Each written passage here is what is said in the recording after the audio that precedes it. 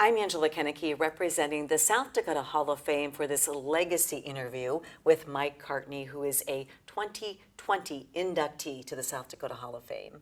It's great to be with you, Angela. Yeah, I know you grew up in South Dakota, in rural South Dakota, small town South Dakota, entered into the Air Force Academy, and later went into education. Can you tell us a little bit about how your small town rural values, those South Dakota values, played a role in your adventures beyond South Dakota? Well, I think, growing up in South Dakota gives you a foundation that, the Midwest provides a lot of young people that you may not get in other areas. And I found that out particularly when I went through the academy. You meet a lot of people from a lot of different areas. And, just having the faith, trust in God, really carried me through a lot of things. Both in the military, but later on even in education, knowing and understanding that there is a future and that there is a plan. And I think it's hard for some people to really imagine leaving these small towns or rural areas, going to the Air Force Academy, going to Harvard, all of these things. I mean, how were you able to accomplish all that? That's interesting. It brings up a story when I was younger, and I was trying to decide. I did fairly well in my ACT, so I could pick if I wanted to go to Yale or Harvard or the Air Force Academy. And sitting with my dad, he said, you need to really think hard about this decision. Are we the type of people that will sit at lunch with the newspaper, smoking a pipe with a sweater on? Is that us? The stereotype. Or is the military more where you go? And he taught me, the foundation given to me by my parents was just phenomenal. But he taught me, and we talked about, not everybody's not good at everything, but everyone is good at something. And so, you need to kind of weigh out what really makes you happy, what makes you, and that's what set me on the path of going to the military and going through the academy in that route. And then later to Harvard. Later to Harvard. I also went to Purdue. The Air Force was very good to me. Yeah.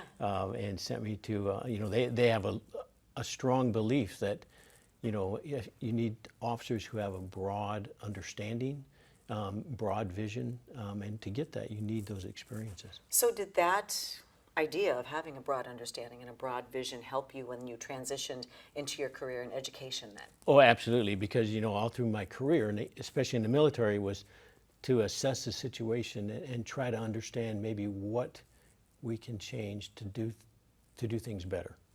And that really came into play with Lake Area, not the Lake Area itself, but how do we engage the community and the understanding of technical education, across not only South Dakota, but across the nation to really help them understand how, the importance of technical education versus other traditional higher ed. Because you later went on to head Lake Area Technical College. Yes. And developed this community college system in South Dakota. South Dakota didn't have a community college system, so can you talk about that, where that idea came from? As I came in and looked around, the importance of technical education is a lot of times overlooked, and it was being really foreshadowed by the premise that if you were smart and you went in high school, right, you needed to go to college, not understanding that the technical colleges were in fact colleges. And so we worked, with the legislature not only to have Lake Area Tech recognized as the third form of education in South Dakota, where you had the K-12 system, the higher ed system, and then the technical college system, but also the understanding that they are colleges. We'd been accredited since 1988 as a credit awarding college, but weren't allowed to be addressed that way in South Dakota. So that took a legislative change to retitle the technical institutes to technical colleges. And that was really important because a lot of people, even employers, didn't understand that our graduates held a college degree. They weren't just a technical institute, a vocational technical graduate. They were actually college-bearing and college degree holders. And now, because of those changes and because of what you did, what does that mean for students in South Dakota who choose that technical path? Well, if you look across the spectrum of the workforce, And you think about, what is it that we need for our economy, for the workforce, and you look at the demographics. Only about 30% of the jobs, particularly entry-level jobs in the workforce, require a 4-year degree. The other, and it used to be in 1976, right? The other 70% you could basically do with a high school diploma. You could enter that field. Today, that's changed dramatically. In 2016, that number was down to only 35% of the jobs you could hold with a high school diploma. And the balance of those were not a higher demand for 4-year degrees. That demand went up 1% or 2%. But what exploded was 2-year and less degrees. And so they're projecting that by the 2030 timeframe, there will only be 10% of the jobs in the U.S. economy that can be held with a high school diploma. The balance of those are going to need some type of technical education, short of a baccalaureate. And so, especially when you look at things like AI and all the things that are going on with cybersecurity and all that, you need the people, the big thinkers, the college graduates, right? The people that are really setting the pace and the direction in those fields. But then you need the people that do this on a day-to-day basis. And that's what your technical colleges provide for you. Right, and technology changes so fast. You mentioned AI and the specific things that people need to learn and get training in, they can really only get in technical schools, which have to keep up with what the latest things are. Yes, that was one of the biggest challenges we had was, how do you keep up with industry and how do you help industry understand that if you want our graduates to be trained with the latest and greatest equipment and what's on the horizon for technology, you need to help us acquire that so we can train the students on it. And industry in South Dakota has been just absolutely fantastic at that. We have a number of partnerships. Every program at Lake Area Tech has an industry advisory board on how to stay abreast with that particular industry. And they step forward with things like Dana Dykhouse put in place the Build Dakota Scholarship, which really married technical education and the workforce, and gave a way for industry to say, I want these kind of graduates, and to help those students then get through those degree programs. So. And Lake Area Tech received national recognition more than once. Yes. Were there challenges to get that kind of recognition from a small technical school in a rural state? We were the first technical college to ever win what's called the Aspen Prize for Community College Excellence, which is recognition as the top 2-year college in the nation. But we were also the first college under 25,000 to get that award. And it had to do with our outcomes. It's hard to argue that you're not a top college when 99% of your graduates are getting jobs and good paying jobs, and that you have a retention rate of well over 80%, meaning that for the students that come in, students that start, over 80% are going to complete. You've talked about changing the community college system and elevating technical schools and the importance of technical schools and the recognition that Lake Area got. Obviously, that is done with some clear goals in mind and a leadership philosophy. What, as the leader of this institution, what philosophy did you have to carry it through like that? The first one that comes to mind is my mantra from even in the military, and that was always people first. If you take care of the needs of your people, and you respect your people, and you ask them to help you, they always respond, and that's probably one of the biggest things. The other is the basic philosophy that I never went to Lake Area Tech to succeed myself. I went to Lake Area Tech to help Lake Area Tech, the people that work there, the community in South Dakota succeed. So it wasn't about me, it was about the people. And that's been my approach to whether it was a military mission or whether it was Lake Area Tech. It's how do we together get this done, and it's not about me. You're really talking about putting others first, putting a purpose first or a cause first. Yes, and so one of the first things I did at Lake Area Tech as president was, the mission there was, provide comprehensive, superior technical education. Well, that's what they do, right? What it didn't tell you is why. And so I believe you always have to give the people their why. So we added just 5 words, so it's providing comprehensive, superior technical education that changes lives and launches careers. Now, the people that work there understand why they're doing this. They aren't just doing it for a paycheck. We're actually changing lives. We're actually helping young people to succeed in life and launching those careers. And that is, in itself, to me, very powerful. And I've always focused on what is the why of what people are doing and make sure that that's in your mission. What do you see as the future for the workforce in South Dakota? The future of the workforce in South Dakota is going to get very technical. As we look forward, you have to not only start thinking about how do we teach AI and the techniques of artificial intelligence, internet security, all those things, but also we have to understand that all of our graduates and all of the students are going to be in an AI-rich environment. And so we need to make sure that we are incorporating that into all of their programs and make sure that it's seen as a tool, not as something to be, pushed aside or, something that they should not be allowed to use, because you have to know how to operate in that. That's going to be another tool in their tool bag when they go to work and to be the best employees they can be. After all of these years of working with young people, what advice do you have for young people who have big dreams and want to figure out how to fulfill those dreams?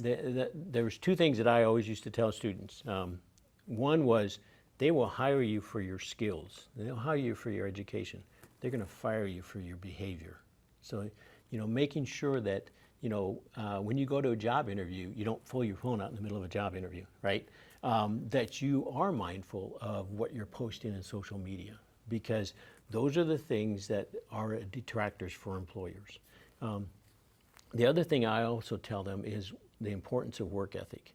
You can be the best welder in the world, but if you don't show up, they're taking the second best. And it's that simple. And so we at Lake Area Tech, we focused a lot on what we called the whole person approach. It wasn't just about, can they weld? Do they know how to do precision ag? It's also, are they good? Can they communicate? Can they articulate? Can they work well with others?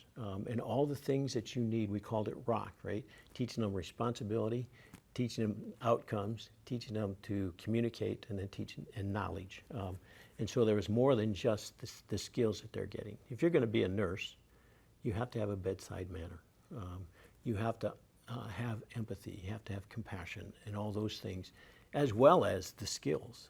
And so all those things are important. Sounds like you're talking about a really well-rounded person. Yes, yes. You're not just focusing on one area. It takes everything, to succeed. Yeah, and the mindset that you're preparing people for a career, not just showing them how to a trade, right? And so that just extends back in the reason for, again, expanding the mission statement. Who were your mentors growing up? Well, first and foremost, it was my mom and dad. I couldn't have asked for better upbringing. Nice. But as I went through, I was always taught that everybody brings something to the table, and you learn something from everybody that you encounter. That said, there were some real standouts. One of them was a gentleman named General Bradley Hosmer. He was my actual mentor in the Air Force, and he was from North Dakota, but really taught me a lot of things. And he was a 3-star general that allowed me to, I got to sit be a wallflower in a lot of meetings where I learned, what leadership was and how things are done the right way. And so I owe him a debt of gratitude that I'll never be able to repay. The other is, when I came, my predecessor at Lake Area Tech, Deb Shepard, she did a great job of helping me understand, because I came from the military, right? The difference between a military environment and a civilian environment. I can remember her coming in and say, hey, your emails are a little terse, right? In the military, you just, you say what you need to say. There's no emotion. Okay, you guys need to go do this. Mm-hmm.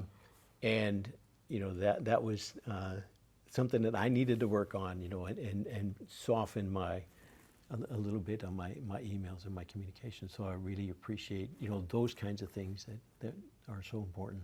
You've also started a couple other events in your community, Sea of Goodwill and the Veterans First Responders Appreciation Day. Tell me about those, and do those carry on in Watertown? Yeah, I was approached shortly after I got to Watertown. The chairman of the Joint Chiefs of Staff was coming, some of his staff was coming to Sioux Falls, and they did a presentation about all this support that's out there for veterans.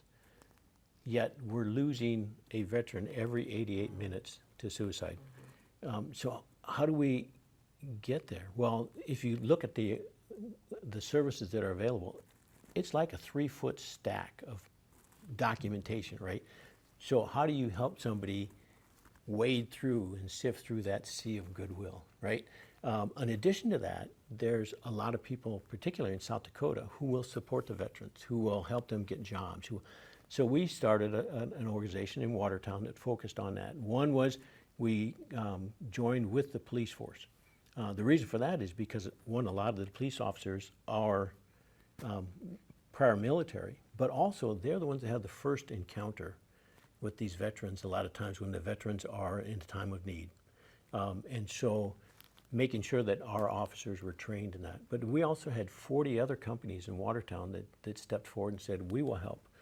We've had companies donate. That's great participation. Oh, absolutely. We had companies donate a furnace when we, one of our young people's wives, their wife was pregnant. The furnace went out. He was deployed, and so here we sit, and they stepped forward and donated not only donated the furnace, but also the time and energy and manpower to put it in for them. So there's just a lot of things that organization did that has really helped to recognize and give veterans the attention and recognition they're due. And you retired from Lake Area just a few short years ago. I did. But you have not retired, because you are doing so much more to continue to help the community, which is amazing. Can you tell me about some of your projects? Yeah, one of my fortes has always been, workforce, and how do we not only do workforce but give back to the community at the same time. So I was fortunate enough in 2020 that the president appointed me onto what's called the Area University Board of Visitors. So at a national level, I was able to continue to help advise and work with the Air Force, as they have millions of students in their higher ed. And so what are some best practices that they could do? But also I started, I was the founder and chair of what's called Freedom's Havens for New Americans Workforce here in South Dakota. And that helps employers and immigrants get together. And so, a lot of times employers don't know all the wickets there are to jump through if you want a guest worker, if you want to get legal immigrants to South Dakota. Yet we have a significant workforce shortage that's not just in skills, but in bodies, just number of people. We don't have enough people in South Dakota.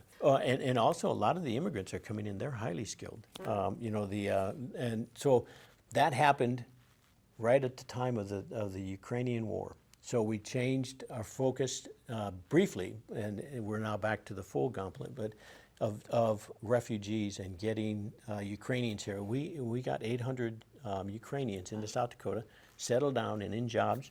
And we're working on now, all the processes that are going on now to make sure that that their needs are being met as well as ours. That there is the humanitarian side is being addressed, and so that's really where we work with communities: Rapid City, Watertown, Sioux Falls, Mitchell. Across anybody that calls us, we try to help them with navigating those.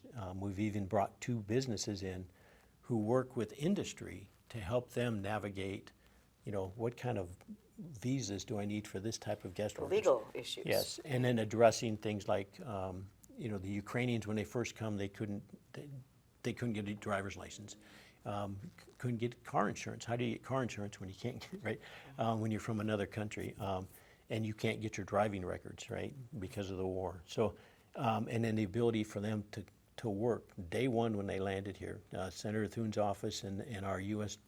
delegation has really stepped forward and helped us navigate all those kinds of things, and so that we could get an answer, not one at a time, but for the group as a whole. So. And then what's next? Then There's another big exciting project that you're working on. We also started the what's called the Challenger Learning Center of South Dakota. Challenger Learning, the Challenger was the space shuttle that had a disaster.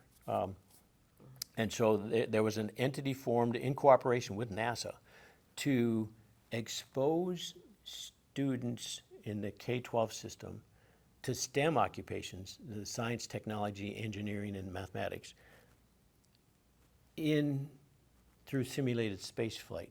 And so those Challenger centers, there's only 35 of them in the United States. We were fortunate enough that they called Lake Area Tech when I was there. They'd seen me brief, and they said, we think that would be a good location for a Challenger Learning Center. And so we said, unfortunately, Lake Area we were in the middle of our big build campaign. We said, you know what, this is something we believe Watertown would do. And so Watertown has stepped forward and is managing it, but it is designed to be South Dakota's Challenger Learning Center. In other words, students from across South Dakota will come and get this experience of simulated space flight, and it's pretty cool. You can there's a number of videos out there that show what the Challenger Learning Center is, what it does. Just to be able to have that opportunity in South Dakota is huge for students. Yeah, it'll be the only Challenger Center in South Dakota or any state that touches South Dakota. And so we're pretty proud of that, and we hope to get that. We're in the capital campaign right now for that entity, and hope to be breaking ground here within the next year or so. And how long will it take to build? When will it be up and running, do you think? Once we have the funding in place and we break ground, probably within a year we will be up and running. Yeah. Fantastic. Yeah. There were a couple of quotes that you had that I thought were really good. College is a pathway, not a destination, and success is placement, not just graduation. And you touched on a couple of those things when we were talking earlier, but it did really reshape how people think about education. How did you come about those philosophies? I've always I've always been known for what I call, or I didn't call it, the staff at Lake Area would call it Cartneyisms, right? I try to say ways that people will remember. And so, the college is a pathway, not a destination, was about when students are thinking about where to go into school. So much of it was, I want to go to Harvard, or I want to go to, Yale, MIT, South Dakota State University, right? And it's like, no, it's what do you want to be? And then you pick the path that best aligns to that.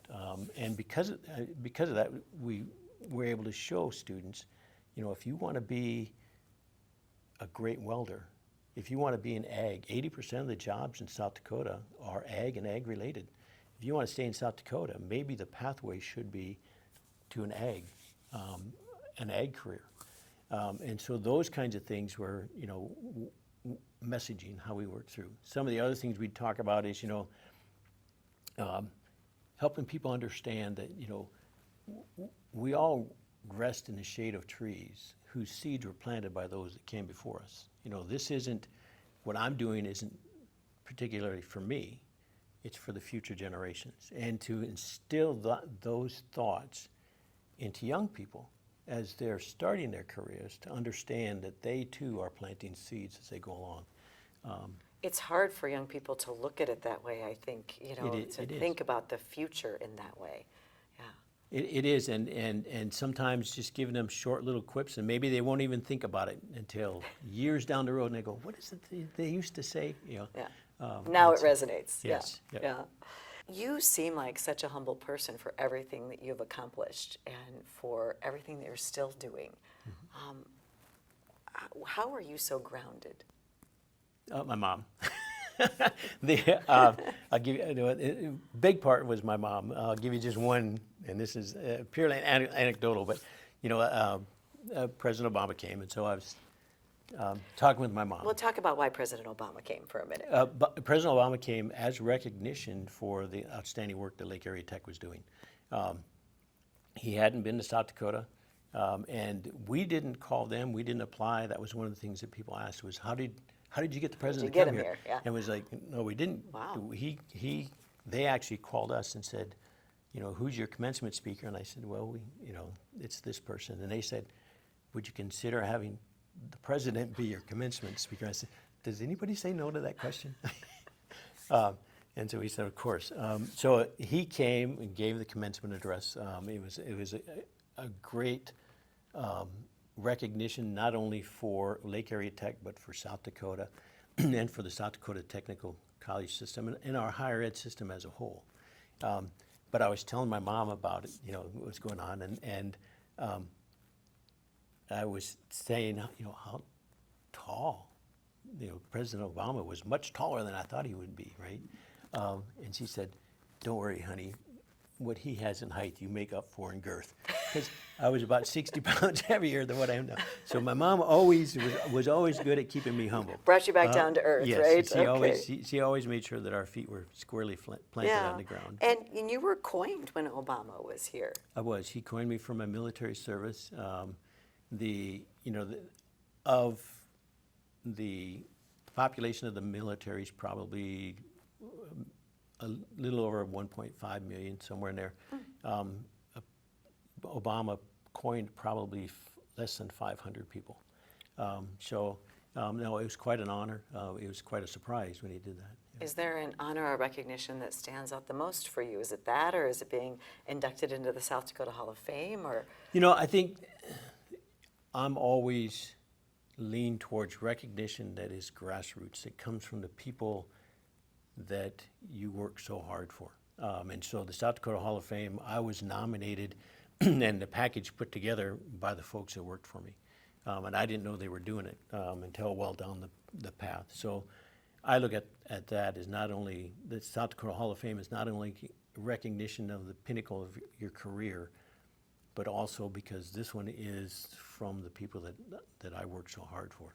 And so that's why it means probably so much to me. Yeah, well, congratulations. Well, thank you.